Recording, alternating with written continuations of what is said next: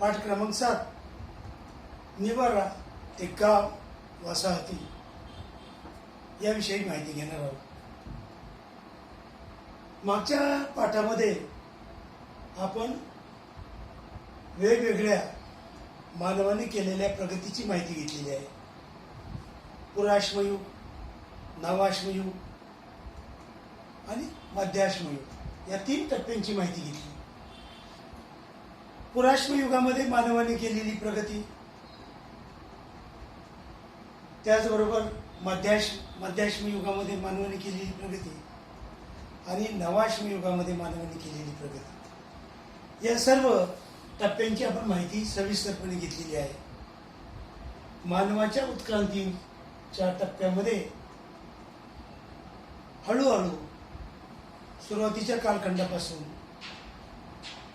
शक्तिमान मानव, ताठकाण्याचा मानव, बुद्धिमान मानव असे वेगवेगळे टप्पे आपण पाहिले आणि त्यामध्ये हत्यारांच्या बाबतीमध्ये केलेली सुधारणा, शिकारीमध्ये केलेली सुधारणा, त्याचबरोबर वेगवेगळ्या निरीक्षणामधून, अनुभवामधून मानवाने मिळवलेले ज्ञान या सर्वांची माहिती आपण घेतलेली आहे.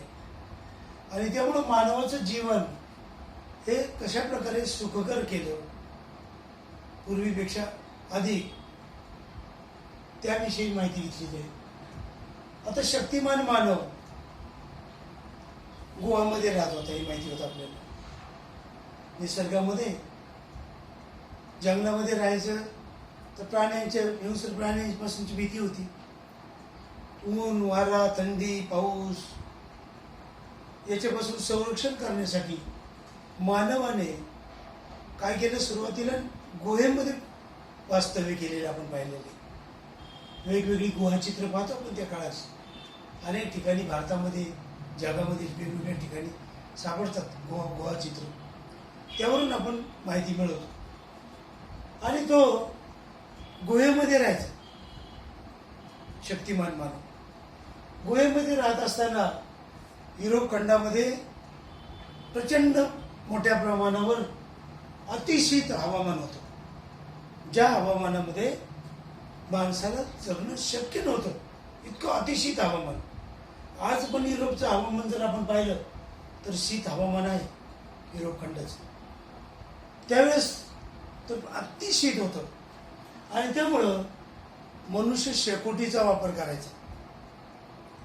आजही युरोप खंडामध्ये शेकोटी असते, आता आधुनिक शेकोटी आहे. पूर्वी लाकडाची शेकोटी असायची प्रत्येक घरामध्ये युरोप खंडात थंडीपासून संरक्षण.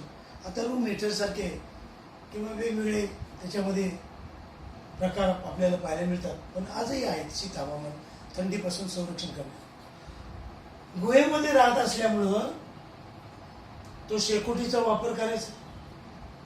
त्याचबरोबर चमड्याचे कपडे वापरायचा, प्राण्यांच्या चमड्याचे, कातडीचे कपडे वापरायचे आणि संरक्षण मिळवायचं स्वतःचं थंडीपासून. अतिशीत हवामान युरोप खंडामध्ये असल्यामुळं तो संरक्षण कसं करायचा, शेकोटी करायचं गुहेमध्ये. अजून कपडे पांघरायचे, प्राण्यांचं कातडी अंगावरती पांघरायचं, कपडे तर दुसरे नव्हतेच कोणते, आणि थंडीपासून संरक्षण मिळवायचं. परंतु तेवढ्याने थंडी जात नव्हती, तेवढंसं पुरेसं नव्हतं. म्हणून गुहेच्या आतील भागामध्ये तंबू ठोकल्यासारखा प्राण्यांच्या कातड्याचे वापरून तंबू ठोकायचा होतो गुहेच्या आतमध्ये. गुहेमध्ये तर थंडी होतीच होती, पण त्या शेकोटी करून प्राण्यांच्या अंगावरती कातडं पांघरून थंडी थांबवायचा. जसं आपण स्वेटर वापरतो आज थंडीच्या दिवसामध्ये, एरवी वापरत नाही, पण थंड हवामान आलं की आपण, आता येतेच थंडीचे दिवस, पण त्यावेळेस पावसाळा संपला की थंडी येणार. थंडी आली की आपण आपलं स्वेटर काढून ठेवलेलं धुवून घेणार किंवा नवीन घेणार आणि थंडीच्या दिवसात 4 महिने थंडीच्या दिवसात सकाळी संध्याकाळी वापरणार आपण वापरतो. तसं शक्तिमान मानव काय करायचा, या गुहेमध्ये तंबूसारखं प्राण्यांची कातडी उभी करायचा. काही ठिकाणी ज्या ठिकाणी गरज नव्हती. थंडी कमी होती काही भागामध्ये, तिथं तो उघड्यावरती सुद्धा काय करायचं, आपल्या झोपड्या उभ्या करायचं. जिथं गरज होती तिथं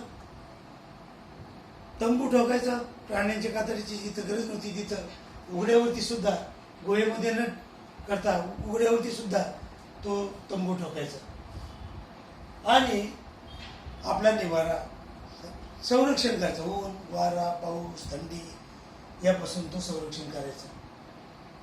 त्याच्यानंतर पुढचा जो भाग येतो तो आहे, आधी गुहेत राहायचा, गुहेमध्ये प्राण्यांची कातडी बांधायचा,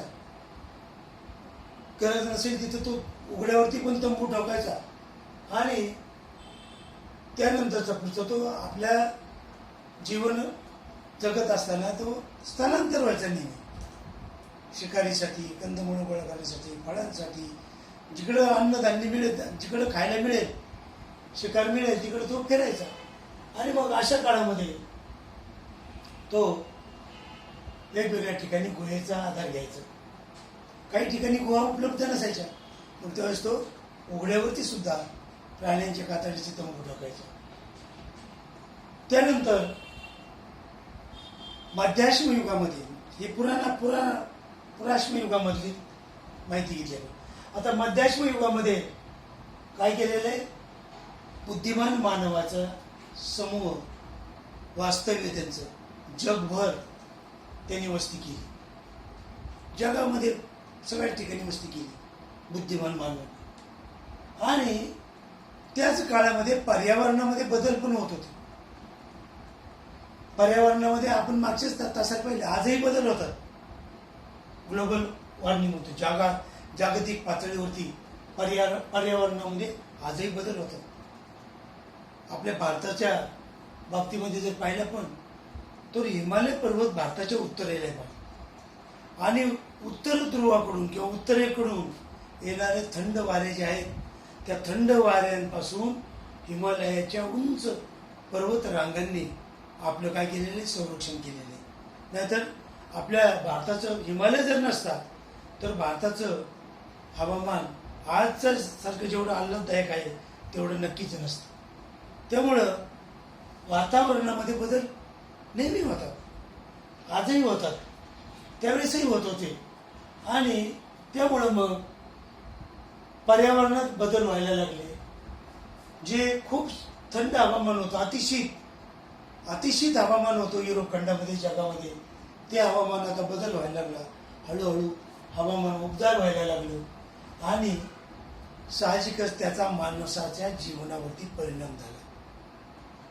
वातावरणामध्ये, हवामानामध्ये जो बदल झाला, त्या बदलाचा माणसाच्या किंवा मानवाच्या जीवनावरती परिणाम व्हायला लागला, बदल व्हायला लागला. आहार पद्धतीमध्ये बदल व्हायला लागला. आहारामध्ये आता पहा, ज्या ठिकाणी जास्त थंडी आहे त्या ठिकाणी जास्त कॅलरीजचं अन्न लागतं. आपण पाहतो युरोप खंडामध्ये आजही आशिया खंडातून मसाल्याच्या पदार्थाची मागणी वाढते. मसाल्याचे पदार्थ सगळे उष्ण असतात, उष्ण, कॅलरीज जास्त असतात त्याच्यामध्ये. आणि थंड वातावरणामध्ये काय करायला लागतं, उष्ण किंवा कॅलरीज जास्त असलेलं अन्न खावं लागतं. आणि त्या उबदार वातावरण निर्माण झाल्यामुळं मानवाच्या आहार पद्धतीमध्ये सुद्धा बदल व्हायला लागले. मोठ्या प्रमाणावर होणारे शिकार आणि पर्यावरणामध्ये होणारे बदल यामुळं मॅमोथ नावाचा एक अतिविशाल प्राणी होता, हत्तीसारखा दिसणारा मॅमोथ, तो सुद्धा महाकाय प्राणी आता नष्ट व्हायला लागले. खूप शिकार केली मानव. आपल्या जशी जशी संख्या वाढत गेली, मानवाची वस्ती वाढत गेली, फिरत गेले मनुष्य, तशी शिकार होत गेली आणि प्राण्यांची, मोठमोठे प्राणी आता नामशेष व्हायला लागले. आजही आपण पाहतो काही प्रजाती प्राण्यांच्या नेहमी सांगतात की आता संपूर्ण भारतामध्ये जर आपण पाहिलं तर 4,000च्या आतच वाघांची संख्या आहे. पूर्वी मात्र वाघांची संख्या प्रचंड प्रमाणामध्ये होती भारतामध्ये. आणि आज जे पट्टेरी वाघ आहेत त्या पट्टेरी वाघांची संख्या अत्यंत कमी. म्हणून तर आपण त्यांना अभयारण्य निर्माण केलेली आहे. त्या भागामध्ये अभय दिलेले आहे प्राण्यांना, शिकार करू नये कोणी म्हणून. हे तर फार पूर्वीच्या काळातले, म्हणजे बुद्धिमान मानवाचे, म्हणजे मध्याश्म युगामध्ये त्यावेळेपासूनच काही प्राण्यांच्या प्रजाती नष्ट व्हायला लागल्या होत्या. आणि मग बुद्धिमान मानव यांनी काय केलं, प्राण्यांची शिकारी मिळत नाही म्हणून इकडे मासेमारी हा मानवाचा नवीन व्यवसाय सुरू केला त्यांनी.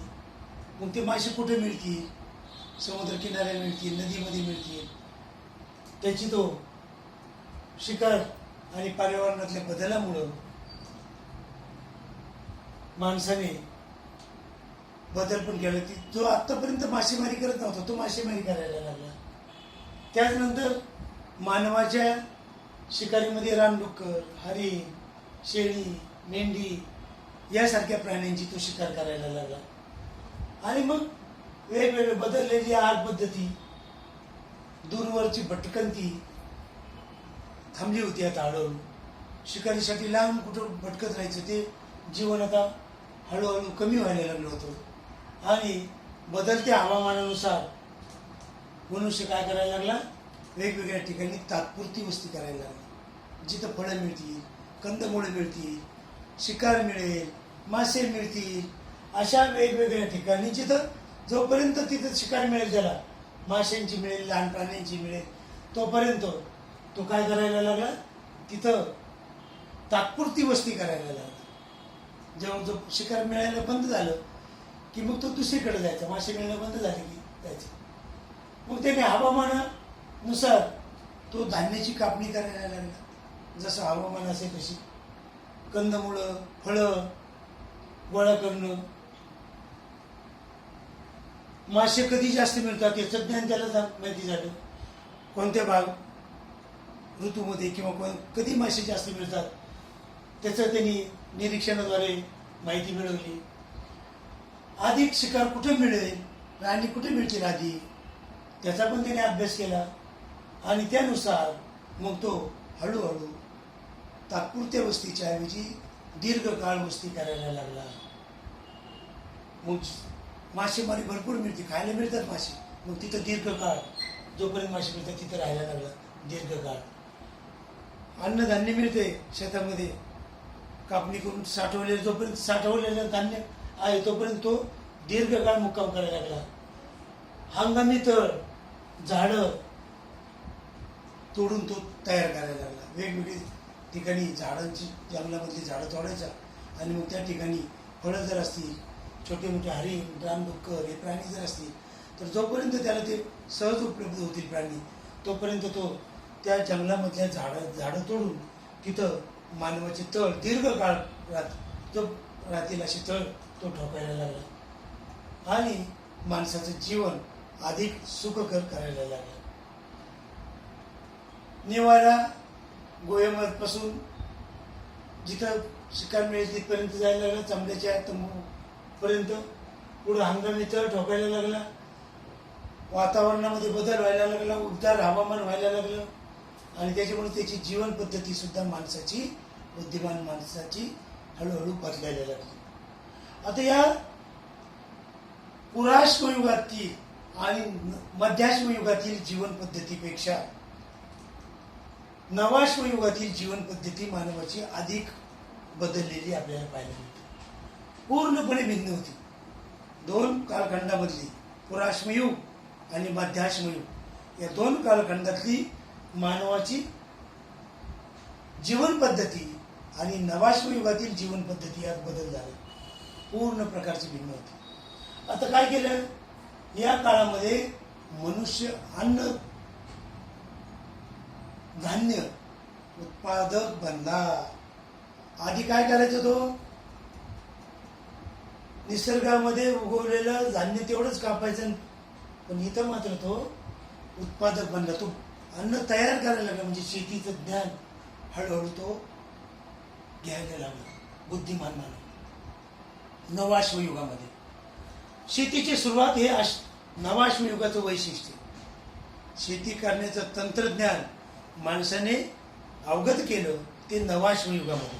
दोन कालखंडामध्ये त्याला शेती करत नव्हता तो. निसर्गामध्ये उगवलेलं धान्य गोळा करायचा, कापणी करायचा, पण शेती अशी पेरून तेच धान्य पेरून शेती करत नव्हता.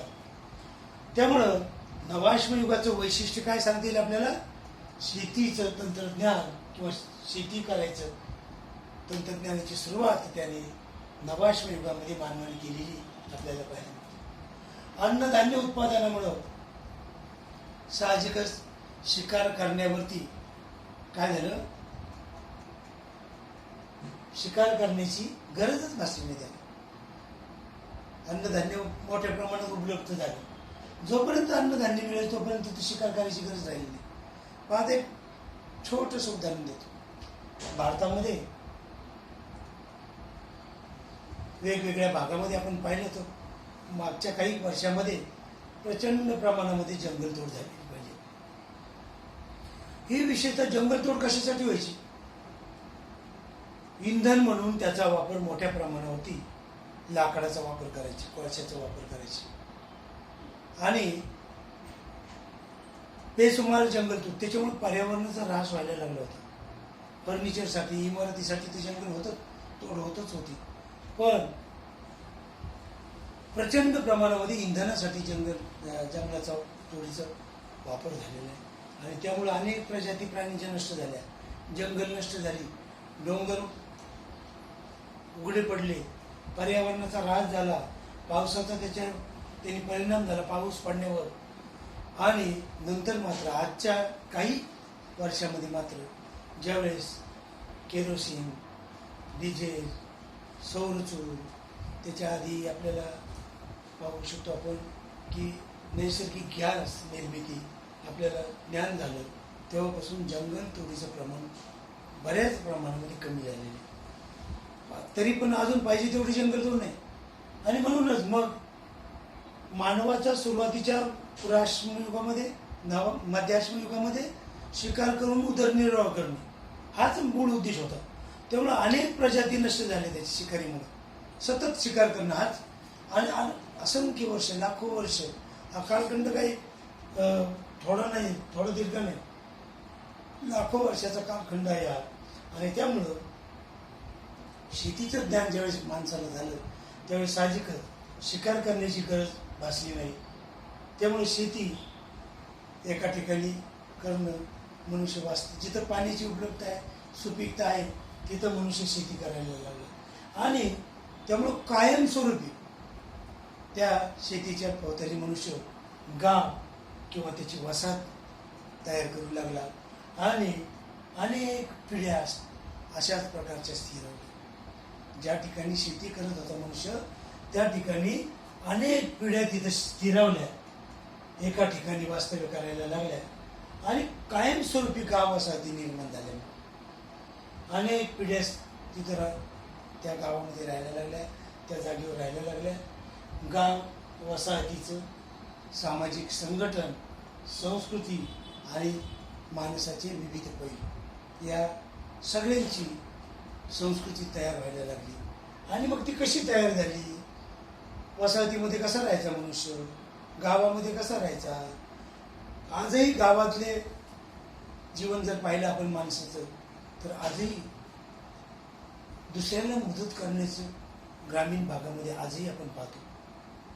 एकमेकाला मदत करून आजचाही गाव वाढत जातो. तशाच प्रकारचं गाव वसाहतीचं जीवन माणसाचं निर्माण झालं आणि माणसाची संस्कृतीचा ठेवा निर्माण झाला. सांस्कृतिक ठेवा, संघटन ठेवा, त्याबरोबर अशी सगळी माहिती आपण पुढच्या तासाला देणार.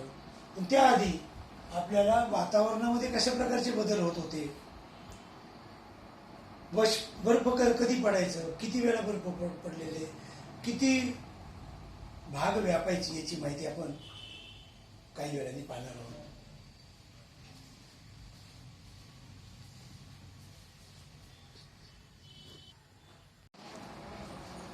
निवारा ते गाव निवासार माणसाने कशा प्रकारे निर्माण केली ती माहिती घेत असताना आपल्याला हेही माहिती असणं आवश्यक आहे की पृथ्वीवर कशा प्रकारे वातावरणामध्ये बदल होत होते किंवा बदल होतात. आणि त्याचा माणसाच्या जीवनावरती काय परिणाम होतो ते पाहणंही महत्वाचं आहे. पृथ्वीवर हिमयुग आणि आंतर हिमयुग असे कालखंड आलटून पालटून येत असतात. पुन्हा सांगतो, हिमयुग आणि आंतर हिमयुग हे कालखंड आलटून पालटून येत असतात. कधी हिमयुग, कधी आंतर हिमयुग, सतत काही काही दिवसांनी आलटून पालटून येत असतात. आता हिमयुग म्हणजे काय? तर हिमयुग म्हणजे पृथ्वीचा बहुतांश भाग बर्फाने आच्छादलेला जातो. बहुतांश भाग बर्फाने आच्छादला, बर्फ होतो पृथ्वीवरती बहुतांश भाग. आता त्याचा परिणाम काय होतो? हवामान अतिशय शीत होतं, थंड हवामान अति थंड, आणि शुष्क म्हणजे कोरडं, अतिशीत आणि शुष्क हवामान. आणि दुसरं एक वैशिष्ट्य म्हणजे हिमयुगामध्ये समुद्राच्या पाण्याची पातळीमध्ये घट होते. समुद्राची पाण्याची पातळी कमी कमी होते, खाली गेली जाते समुद्राची. कारण पृथ्वीवर पाण्याचं जे प्रमाण आहे त्या पाण्याच्या प्रमाणाचं पृथ्वीवर बर्फ होतो. ते पाणी समुद्रात जात नाही, ते पृथ्वीवरच भूभागावरती आच्छादलेलं असतं. त्यामुळे समुद्राचं पाणी आजही समुद्र 71% पाणी आहे पृथ्वीवरती आणि 29% जमीन आहे. आता जर समुद्र जमिनीवरचा भूभाग बर्फाने जर आच्छादला गेला तर ते पाणी कुठून येणार आहे? समुद्रामधलं. म्हणजे समुद्रातलं पाणी आलेलं पाणी त्याचा भूपृष्ठावरती किंवा पृथ्वीवरती बर्फ होतो. समुद्रामध्ये सुद्धा काही भागात बर्फ होतो. आणि मग हा झालेला बर्फ जो आहे त्यामुळं समुद्रातल्या पाण्याची पातळी कमी होते आणि वातावरण आर्द्रता राहत नाही, शुष्क कोरडं वातावरण राहतं. हे हिमयुगाचं वैशिष्ट्य आहे. आता आंतर हिमयुग म्हणजे काय? तर दोन हिमयुगाच्या मधला कालखंड म्हणजे आंतर हिमयुग. हिमयुग म्हणजे समजलं, पृथ्वीवर बर्फ आच्छादला जातो, हवामान शुष्क होतं, समुद्राच्या पाण्याची पातळी कमी होते, असा काही कालखंड येतो. आणि पुढे मग आंतर हिमयुग येतं. म्हणजे काय होतं? परत जर ज्यावेळेस बर्फ आच्छादलं जाईल पृथ्वीच्या भूभागावरती त्यावेळेस परत हिमयुग असं आलटून पालटून येत असतं.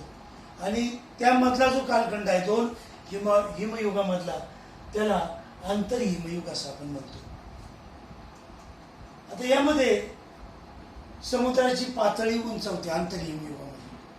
हिमयुगामध्ये कमी होते तर आंतर हिमयुगामध्ये पाण्याची पातळी उंचावते. मोठ्या प्रमाणावरती बर्फ वितळतं पृथ्वीवरचं आंतर हिमयुगामध्ये.